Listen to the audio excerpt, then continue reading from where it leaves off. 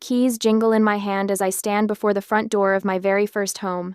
Not a rental, not a share house. Mine. All mine. The door swings open with a satisfying creak, and I step inside, breathing in deeply. The scent of fresh paint still hangs in the air, clean and promising. This moment should feel perfect. I've waited 32 years for this. Hello, beautiful, I whisper to the empty foyer, running my fingers along the newly painted wall. That's when I notice something isn't right. My smile falters as I walk further inside, my footsteps echoing on the hardwood floors. The living room comes into view, and I freeze. Where my brand new furniture should be the cream-colored sofa I spent weeks selecting, the glass coffee table, the matching end tables, there's a mismatched collection of garbage. A threadbare couch with stuffing poking through its torn seams, a scarred wooden coffee table covered in rings and scratches, shelves that look like they might collapse if I breathe too hard. I know this furniture. It's Miranda's, my sister's old, filthy cast-offs. What the hell? I mutter, slowly circling the room. The stench hits me, then mildew, something rotting, and the unmistakable tang of dried urine.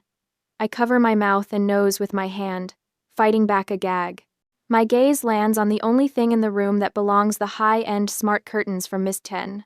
Serafina hanging pristinely at the windows, their sleek technology and elegant fabric, a bizarre contrast to the squalor surrounding them. Before I can process what's happening, my phone vibrates in my pocket. A text from Miranda. I open it to find a photo of my two nephews, jumping up and down on my brand new cream-colored sofa, the one that should be here, in my living room. The boys are grinning, sticky hands grabbing at the cushions as they bounce. Below the photo, a message. Thanks, sis. Mom said it was a housewarming gift for me.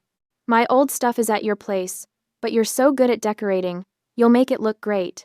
My hands shake as I stare at the screen. This can't be real. This can't be happening. But it is. 5 days ago, I made a serious mistake. I announced my housewarming party in the family chat a little too early. I just wanted to make sure everyone could clear their schedules and be there. I was excited to show off the house that was truly mine. I wanted recognition for this achievement, for how much it meant to me. My mother, Linda, had immediately chimed in. Oh, I want to see it before everyone else. Let me come over. Let me be involved. I remember how my heart had warmed at those words. For once, my mother wanted to be part of my life. Not just Miranda's. Mine. Then the furniture company called, confirming delivery for Friday today when I had a crucial meeting I couldn't reschedule. Before I could figure out what to do, my mother's voice cut in. Let me accept it for you. I'll be here Friday morning. The solution seemed perfect. I gave her the spare key, grateful for her sudden interest in my life. Finally, I had thought, my mom actually cares about me. What a joke. I sink down onto the filthy sofa, not caring about the dust that rises around me. I've spent my entire life as the invisible daughter. The family wallet. The one who paid her own way through college while Miranda dropped out. The one who covered Miranda's $1,200 credit card debt, and then the $1,800 one that followed. The one who sends $600 every single month to make sure my nephews have everything they need, while their mother posts vacation photos on social media. My phone buzzes again. Another text from Miranda. The boys love the sofa. It's perfect for our place. Mom said you wouldn't mind. You're so independent. Something inside me, something that's been bending for 32 years, finally snaps. I don't cry. I don't scream. I feel a strange calm wash over me, like ice water in my veins. I look around one more time at the disgusting furniture my mother and sister have dumped in my beautiful new home. I take a deep breath, ignoring the stench. I stand up, brush the dust from my clothes, and grip my car keys so tightly the metal cuts into my palm. My sister's apartment is only a 10-minute drive from here. My mother is probably still there, the two of them laughing about how they've pulled one over on practical, reliable Peyton yet again. My father is likely sitting quietly in the corner, watching it all happen, the way he always does. Not this time. I stride back to my front door, the calm inside me solidifying into something harder, something colder, something that has been waiting for this moment for 32 years. I don't bother locking up. After all, there's nothing worth stealing. I get in my car, start the engine, and head straight for Miranda's apartment. This ends today. Keys still clutched in my white-knuckled grip. I thunder up the stairs to Miranda's second-floor apartment. My breath comes in short, angry bursts as I reach her door. I don't knock. I use my spare key, the one she gave me for emergencies, which, emergencies always just meant her needing me to pick up the kids when she was busy with some trivial nonsense. And I adored the kids too much to ever say no. Well, this definitely qualified as an emergency. The door swings open with such force it bangs against the wall, and I freeze in the doorway. My living room has been transported here, piece by piece. My $13,800 furniture set the cream-colored sofa, glass coffee table, end tables, everything is crammed awkwardly into Miranda's much smaller space. The arrangement is ridiculous. The oversized sectional dominates the room, leaving barely enough space to walk. And there, perched on my sofa like a queen on a throne, sits my mother. Linda Brooks, calm as can be, sipping tea from a china cup. Miranda hovers nearby, her expression shifting from surprise to defiance as she spots me.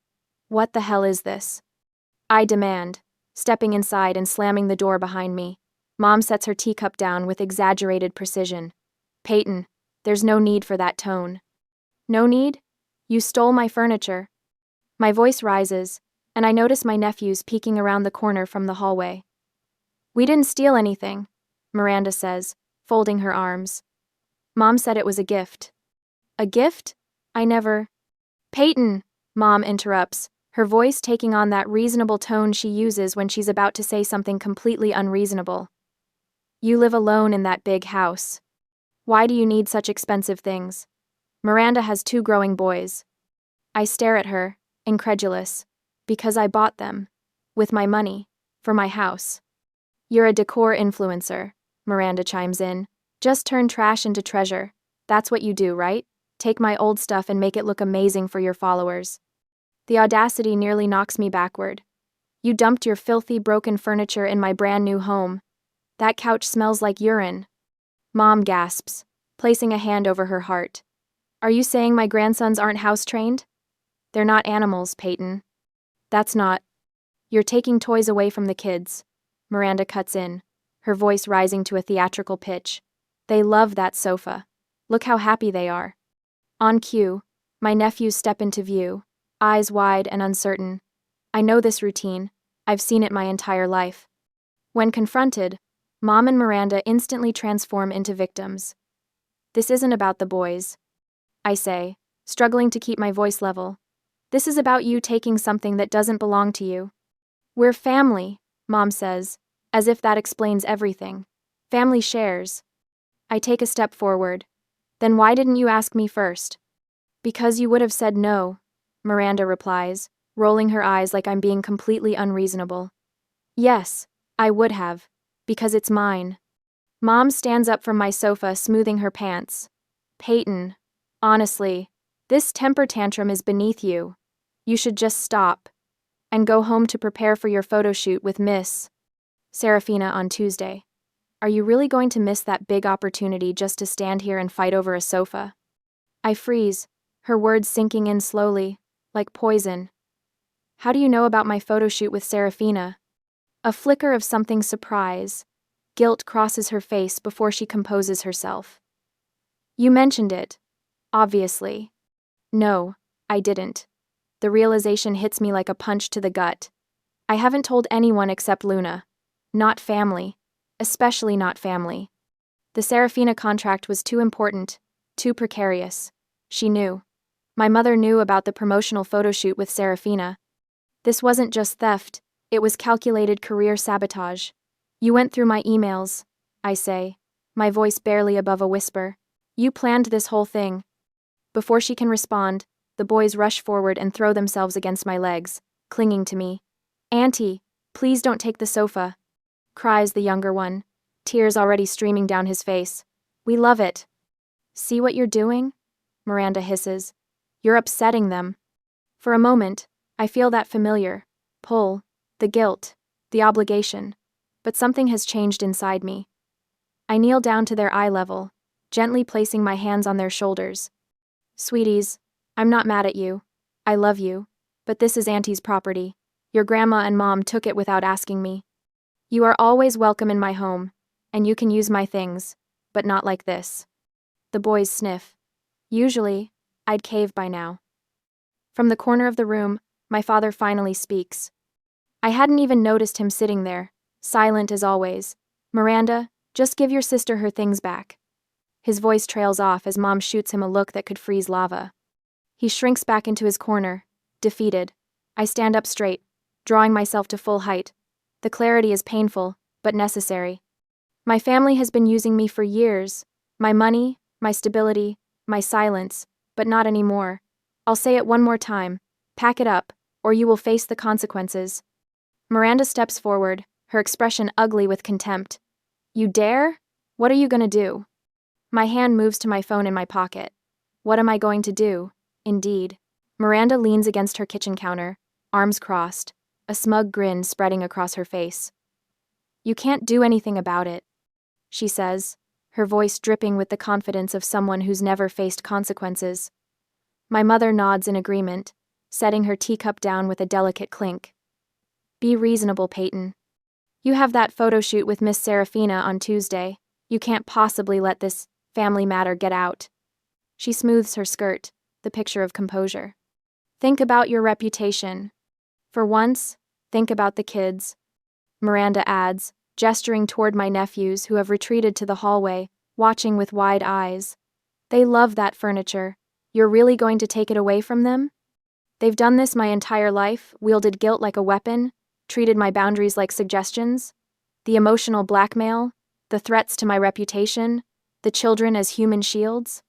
It's textbook manipulation, and I've spent 32 years falling for it. Not today. I pull my phone from my pocket, my fingers surprisingly steady. You're right, I can't do anything. I pause, watching relief flood their faces. Then I add, but the police can. I dial 911. My mother's teacup crashes to the floor. What are you doing? Her voice rises to a shriek. Yes, I'd like to report a theft, I say into the phone, my voice calm and clear. Robert! My mother screams, her composure shattering. Do something! She's calling the cops! My father steps forward from his corner, his hand raised as if to stop me. For a moment, he's not the silent observer but the enforcer my mother has always wanted him to be. I lock eyes with him. Dad, don't. Something passes between us, some quiet understanding that's been 32 years in the making. I watch the conflict play across his face, the decades of choosing the path of least resistance warring with something new, something like respect. Slowly, his hand drops. He retreats back to his corner, his shoulders slumped. He has made his choice. My mother lunges toward me, fingers outstretched for my phone. Give me that. I sidestep her easily, keeping the phone to my ear. And now they're assaulting me. I tell the operator, who confirms officers are on their way. The next 20 minutes are chaos. My mother paces, alternating between threats and pleas. Miranda tries calling my bluff, insisting I won't go through with it. My father sits silently, staring at his hands. My nephews watch it all from the safety of their bedroom doorway, confusion etched on their small faces. When the knock comes, the apartment falls silent. 2 officers stand in the doorway, a woman with cropped blonde hair and a man with serious eyes. We received a call about a theft, the woman says. My mother immediately steps forward, her social mask firmly in place. There's been a misunderstanding. This is a family matter. My name is Peyton Brooks, I interrupt. I purchased $13,800 worth of furniture that was delivered to my home yesterday. Without my permission, my mother and sister took it and replaced it with this. I show them photos of the filthy furniture now sitting in my living room. Do you have proof of purchase? The male officer asks. I pull up the receipts on my phone, along with the delivery confirmation email sent to my address. The female officer examines them carefully, then looks at my mother and sister. Ma'am, did you take this furniture? My mother shifts strategies, her voice honey-sweet. It was a misunderstanding. Peyton agreed to give the furniture to Miranda. Her children needed it. That's not true, I say quietly. I never agreed to that. The officers separate us, taking statements individually. They look at the texts from Miranda, thanking me for the gift. They listen to my mother's increasingly flustered explanations. They note my father's silence. After what feels like hours, the female officer gathers us in the living room. Based on our investigation, this appears to be a clear case of theft. The furniture was purchased by Mrs. On Brooks, delivered to her address, and removed without her consent. She turns to my mother and sister. You have two options. Return the property immediately, or Miss Brooks can press charges and take this to court. The color drains from my mother's face. Miranda's smug smile has long since disappeared. We'll return it, my mother says tightly. Under police supervision, they begin the humiliating process of repackaging my furniture. Every piece they carelessly tossed around must now be wrapped. My sister struggles with the sofa cushions, cursing under her breath. My mother wraps glass tabletops, her movements stiff with rage. Clearly, they are not very careful. The officers stay, ensuring every single item is accounted for. As the last piece is loaded, I turn to leave. The confrontation is over. I've won. Don't you ever show your face in this house again? My mother screams at my back. I pause at the door, turning slightly. That's the best thing you've said all day. I look her directly in the eyes, letting 32 years of suppressed truth rise to the surface. Oh, and don't expect that $600 on the first of the month. The truck follows me back to my house, where the officers oversee the return of my furniture. The police leave once everything is back in place, offering me a case number, just in case. Finally, alone, I stand in my living room, surrounded by my belongings. The victory feels hollow somehow. The cream sofa has an ice cream stain from my nephew's. The coffee table has a new scratch across its surface. A tag has been ripped from one of the end tables. I pull out my phone and begin methodically documenting everything. I take videos of the entire room, then close-up photos of each imperfection, the stain, the scratch, the ripped tag. I'm not sad. I don't have time for that luxury. I call an emergency sofa cleaning service, wincing at their weekend premium rate but agreeing immediately. The stain needs to be gone before Tuesday's photo shoot with Miss Serafina. Everything must be perfect. The weekend passes in a blur of preparations. Luna arrives Saturday morning, her arms full of groceries and cleaning supplies. You called the cops on your mom? She says. Not a question, but a statement filled with awe. You actually did it. I had to, I reply, arranging throw pillows to hide the slightly darker patch where the stain had been. I'm proud of you, Luna says, helping me center the coffee table. We work together, transforming my house into the showcase it needs to be for Tuesday. By Sunday night, everything looks perfect. I've just stepped out of the shower when I notice my phone blinking with notifications. 3 missed calls from Miss Serafina, and 5 from Luna. My stomach drops as I unlock the screen. There it is, Miranda's newest social media post. A photo of the old, filthy furniture they had dumped at my place, with Miss Serafina's high-end curtains hanging perfectly in the background. She's tagged at Peyton's pics and written, "Visited the expert decorator's new house. Guess this is an influencer's real taste? Trash. Disappointed." I stare at the phone, water dripping from my hair onto the screen. Miranda couldn't steal my furniture, so she's trying to steal my reputation instead. The war has only just begun. My phone won't stop vibrating. 3 messengers from Luna. 23 notifications from Instagram. The comment section explodes beneath it. Some defending me. Others expressing shock and disappointment. The PR crisis is spiraling in real time, right before my eyes. My phone buzzes again. Miss Serafina. I take a deep breath and answer. Miss Serafina, I was just about to call you. Peyton. Her voice is ice. I've been sent a rather disturbing image featuring my curtains. This was not in our contract. Having my brand new line displayed alongside what appears to be garbage is unacceptable. My heart hammers against my ribs, but I keep my voice steady. Miss Serafina, I completely understand your concern. That photo was taken and posted without my knowledge or consent. Explain, now. So I do. The entire humiliating story pours out the furniture swap, calling the police, getting everything back, spending the weekend cleaning. How my sister and mother deliberately sabotaged me, using her old furniture and my professional reputation as weapons. There's silence on the other end when I finish. The photo shoot is still scheduled for tomorrow. I say into the void. I guarantee it will be perfect. The furniture is all in place, professionally cleaned. Your curtains will be showcased exactly as we discussed. Another long pause.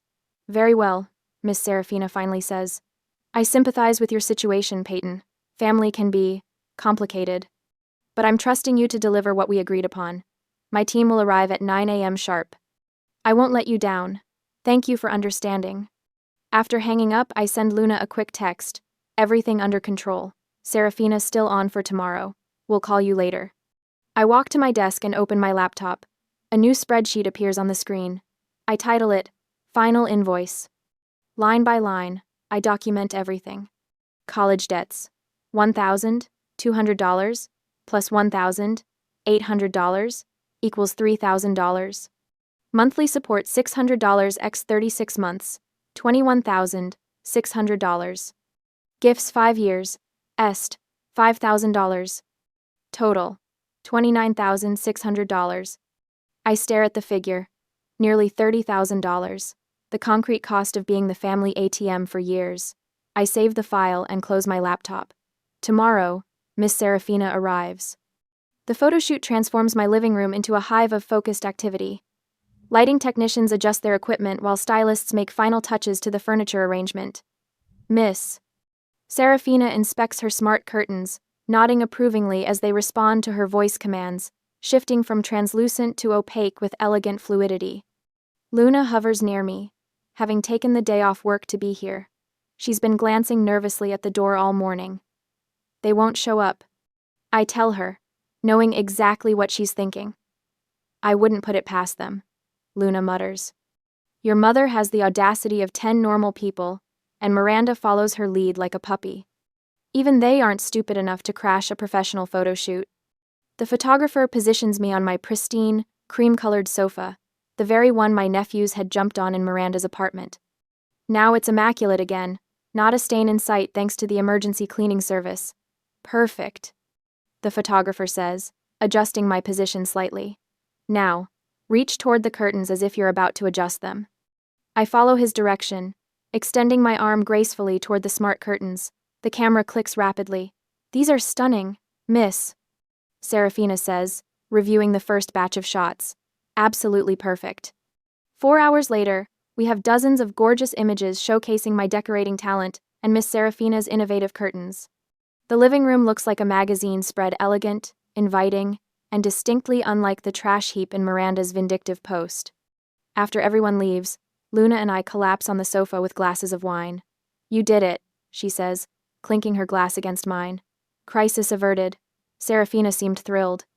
She was. We're releasing the photos tomorrow morning across all platforms. That'll crush Miranda's sad attempt at sabotage. I nod, taking a long sip. One more thing to do tonight. After Luna leaves, I return to my laptop and open the final invoice spreadsheet. I attach it to an email addressed to my mother, father, and sister. Subject: Final invoice. Payment not expected. The message is brief. This is what being the family ATM has cost me over the years. Consider this my formal notice that the ATM is permanently closed. Do not contact me again. I hit send, then immediately block my mother's and sister's numbers on my phone. For the first time in years, I feel light, free. 2 blocks away, Miranda slams her phone down on the coffee table. What the hell does she mean?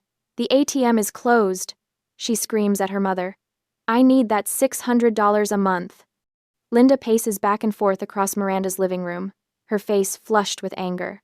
This is ridiculous. She can't just cut us off. After everything we've done for her. Done for her? Miranda laughs bitterly. Like what, exactly? You've never done anything for her except take. Watch your mouth, Linda snaps. This is your fault. If you hadn't posted that stupid picture. My fault? It was your idea to switch the furniture, and now she's blocked both our numbers. Their argument escalates, voices rising to a screaming match that sends Miranda's children scurrying to their bedrooms, hands over their ears. In the corner, Robert watches silently, rubbing his temples. The shouting continues for another hour before he retreats to the spare bedroom and pulls out his phone. He types a message to Peyton.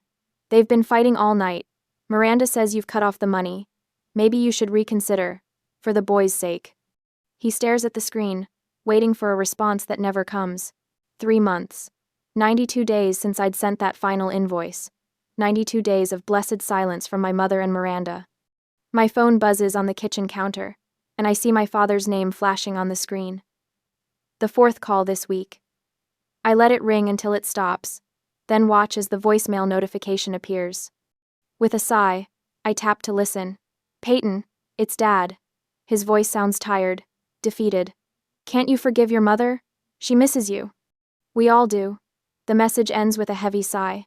I delete it without responding. The first dozen times he called with the same plea, I'd felt a twinge of guilt. Now I feel nothing. My new cream sofa, professionally cleaned of all ice cream stains, sits in my living room like a trophy. A reminder that I'd finally done what 32 years of being the good daughter hadn't accomplished. I'd made them see me. My phone buzzes again. This time it's not my father but my Aunt Teresa, my mother's sister. Peyton Brooks, what is wrong with you? Her voice is sharp through the speaker. She's your mother, for heaven's sake, how can you be so cold? I pull the phone away from my ear as she continues. Family forgives, Peyton. Miranda made a mistake. Your sisters. Just let it go. When she pauses to take a breath, I speak. Aunt Teresa, this isn't about forgiveness. It's about respect and boundaries. Boundaries? She practically spits the word. That's just a fancy way of saying selfish. I end the call without another word. Within the hour, my phone lights up with texts from 2 more aunts and an uncle. The family artillery has been fully deployed. I set my phone to Do Not Disturb and focus on the proposal for my newest client. Miss Serafina's curtains had been such a success that 3 more home decor brands had reached out for partnerships. My business was thriving in direct proportion to my family's rage. The days pass. More calls, more texts. I delete them all without reading. Peace settles around me like a blanket. Until a month later. It's a quiet Tuesday evening when my phone buzzes with a text from my father. Unlike the others, this one catches my attention because there's an image attached. My nephews, Alex and Jamie, smile up at me from the screen. They're holding a crudely made sign that reads, "We miss you, Auntie P." Their faces are thinner than I remember, their clothes a bit more worn. My father's message reads, "The kids really miss you and want to visit." I stare at the photo, my heart tightening. This is the test I've been dreading. The children are innocent in all this, but they're also the ultimate manipulation tool. I'd calculated the $600 monthly support in my invoice for a reason. It was never really about the money, it was about setting a boundary. But looking at their faces now, doubt creeps in. Has cutting off that money actually hurt them? Are they going without because of my stand against their mother? I pick up the phone and, for the first time in 4 months, I make a call to my family. My father answers on the first ring. Peyton? His voice is cautious, hopeful. I got your text, I say, keeping my tone neutral. I miss the boys too. The line goes quiet for a moment, then I hear him exhale. Does this mean? I have conditions, I interrupt. I'd like to see them. You can bring them to my house for the weekend. Just you and the kids. I take a deep breath. Mom and Miranda are not to come. That is my condition. Another long silence follows. I can almost hear him weighing his options, calculating whether to argue. Robert? I prompt, using his first name deliberately. They really do miss you, he says finally, sounding defeated. I know, and I miss them, but my terms aren't negotiable. He hesitates, and in that pause, I prepare myself for another rejection, another guilt trip. Okay, he says finally. This weekend? Saturday morning? Victory floods through me, sweet and sharp. Saturday morning is perfect. I'll make pancakes. That Saturday, I'm up early, preparing the boys' favorite foods. Dinosaur-shaped pancakes for Jamie, chocolate chip ones for Alex. I've bought them each a small gift. Nothing extravagant, just books I know they'll love.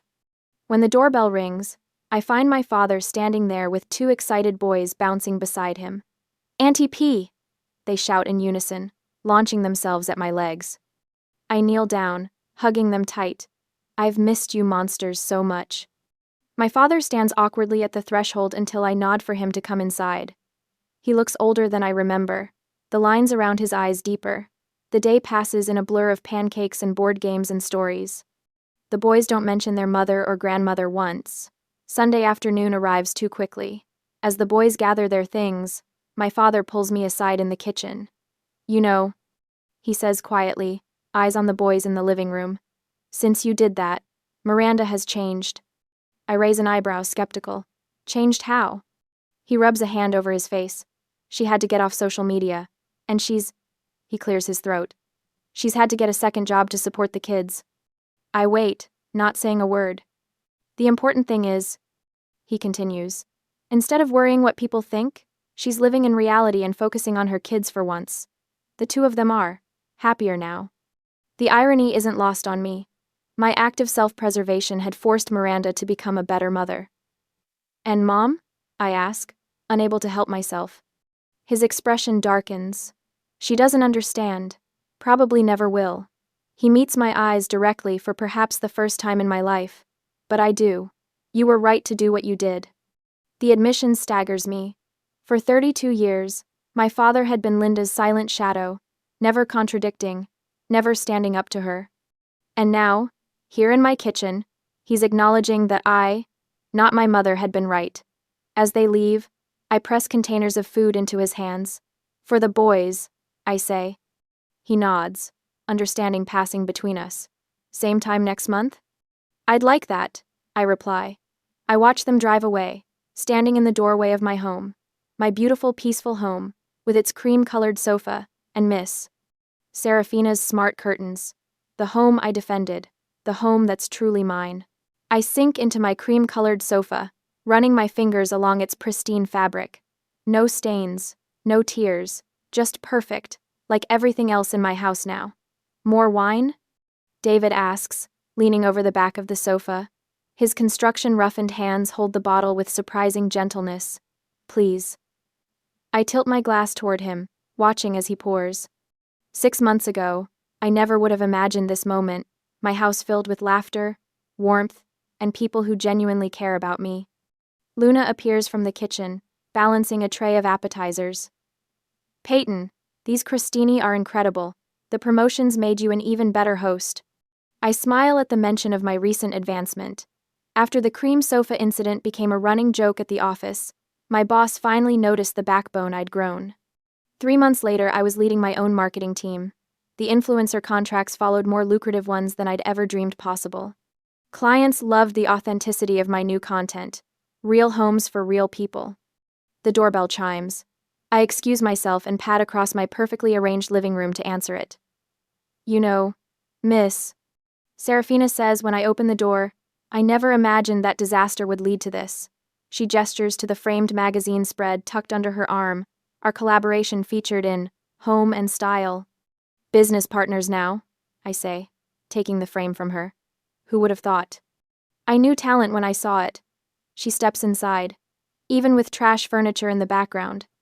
The memory of Miranda's social media attack makes me laugh now, rather than cringe. It was the best thing that could have happened, showing the world exactly who we both were. David appears at my side, sliding his arm around my waist. The feeling still surprises me, someone who touches me with respect, who asks before moving my things, who sees my boundaries as strength rather than selfishness. House looks amazing for the official housewarming, he says. The real one, I correct him, remembering how my mother had tried to hijack even that from me. Luna raises her glass. To Peyton's new life. Everyone cheers. The sound fills my chest with warmth, replacing the hollow feeling I'd carried for 32 years. Later, when only Luna, David, and Serafina remain, I find myself back on the cream sofa, the same one that was stolen, stained, and professionally cleaned. What was once evidence of my family's betrayal has transformed into a symbol of my freedom. You know, Luna says, curling up beside me, I've never seen you this happy. I nod, unable to deny it. Turns out, family is not an excuse to abuse, steal from, and manipulate someone. Speaking of family, David says cautiously, how are the nephews? My smile doesn't falter. Dad brought them over last weekend, our monthly visit. We built that ridiculous fort they've been obsessing about. No Miranda, no Linda, no manipulation. Just the boys and the aunt who loves them on my terms. They're good? I answer. Better, actually. Dad says Miranda's second job has given her some perspective. Serafina raises an eyebrow. The famous $600 cutoff. Sometimes the kindest thing you can do for someone is stop enabling them, I say. My phone buzzes. A text from Dad. Boys made you something at school. Can we drop it by tomorrow? I type back. Yes. 2 p.m. works. Just you and them. David notices my expression. Everything okay? Perfect. I reply, and mean it. When everyone has left, David helps me clean up. We move around each other with the comfortable rhythm we've developed over the past 2 months. I've been thinking, he says, stacking the last plate. That vacant lot next to the community center, it would make a great space for a playground. You thinking of designing it? I ask. We could do it together. Your eye for design, my construction knowledge. The we doesn't scare me anymore. Neither does the idea of building something new, something that will last. I look around my beautiful home, truly mine now, filled with new memories that have nothing to do with theft or betrayal, and feel the last piece of my heart unlock. I'd like that. I tell him, I'd like that very much.